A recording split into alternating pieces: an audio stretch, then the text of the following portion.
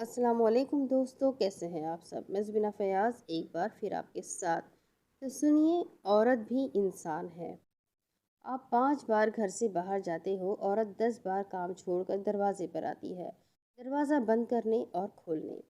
آپ دن میں 8 بار چائے پیتے ہو، عورت 16 کام کرتی ہے، چائے بنانا اور پھر برتن دھونا۔ آپ دن میں 3 بار کھانا کھاتے ہو، عورت 3 بار آٹا گوندتی، روٹیاں بناتی، سالن بنا کر گرما گرم کھانا پیش کرتی ہے۔ آپ ہر وقت صاف ستھرا لباس پہنے رکھتے ہو تو عورت ہی دھو کر استری کرتی ہے۔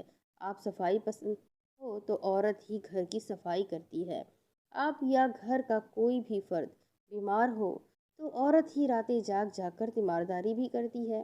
ایک مہمان مزیدار کھانا کھا کر آپ کی تعریف کر کے جاتے ہیں تو اس کے پیچھے عورت ہی کی محنت ہوتی ہے، اور یہ سب کام وہ ہے جن سے بیماری کی حالت میں بھی عورت کو چھٹی نہیں مل سکتی۔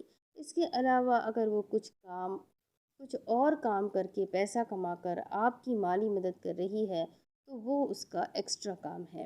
اور آخر میں تم اس کو سناتے کیا ہو کہ تم کرتی ہی کیا ہو؟ آخر نفسیاتی مریض ہو، بے وقوف ہو، عقل تو نام کو نہیں ہے، وغیرہ وغیرہ۔